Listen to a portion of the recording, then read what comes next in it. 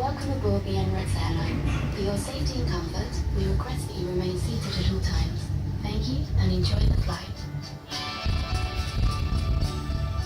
Welcome to your southbound flight on the Emirates Air Line. We'll soon be at a cruising altitude of 90 metres, higher than the top of Tower Bridge. The Emirates Air Line links the Royal Docks with the Greenwich Peninsula. On this flight, we'll help you to discover a fascinating corner of one of the most exciting cities in the world.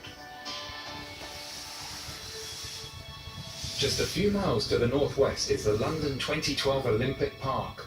The Games were an enormous success, watched by more than 3 billion people globally. And huge efforts have gone into making sure the Games leave a powerful legacy for future generations. Competing at the London Olympics 2012 was one of the best experiences of my life. If I could go back and do it again, I would do it 1,000 times over. As soon as I stepped in there, the roar was just electrified. And the noise got louder and louder. All the hairs in my body just lifted up. I think my dad's shed a little bit of a tear, but he doesn't like to admit it. The support the British athletes got, the support every athlete got was just immense. Anyone and everyone involved loved it. They'll recollect that memory as one of the biggest days of their lives. And hopefully I can share this memory and inspire the next generation of athletes coming through. The Olympic Park is a catalyst for the regeneration of large parts of East London. It continues from the Olympic legacy. There are opportunities for people to take part in skills and training programmes. It's a fantastic green space and a great place to just come and explore. Beneath our flight path is the distinctive red lightship at Trinity Buoy Wharf, where the Thames is joined by the Lee Valley River. Michael Faraday, one of the world's most important scientists, had a workshop at the wharf, and it's still home to creative thinkers and artists.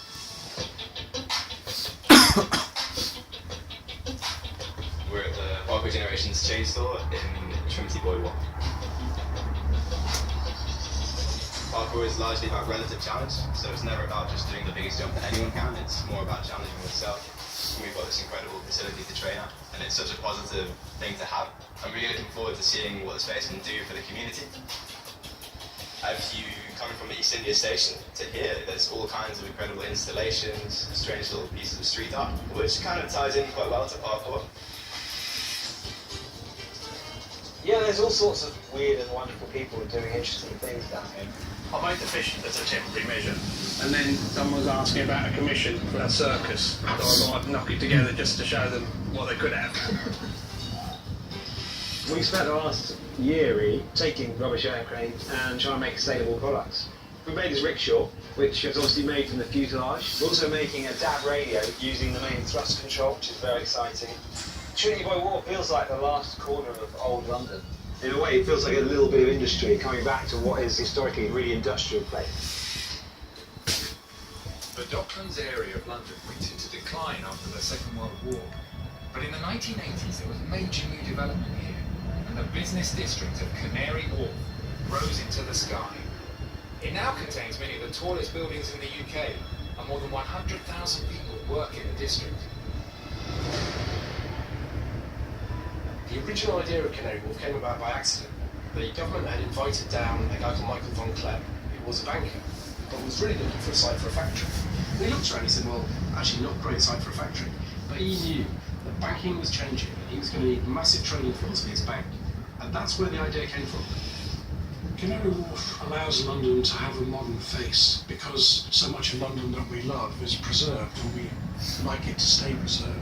Canary Wharf is the fastest growing and largest new business district in Europe. When it is completely built out, there'll be about 25 million square feet of space. And in terms of the working population, there'll be about 200,000 people.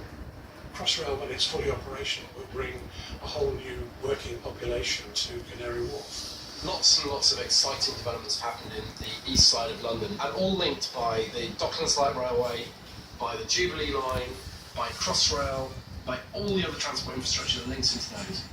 The Docklands Light Railway trip through Canary Wharf has been listed as one of the 10 great railway journeys of the world. It is one of the great regeneration projects of the last century. The River Thames has been the lifeblood of London since Roman times, and and trading ships have plied its waters for centuries. As the size of ships in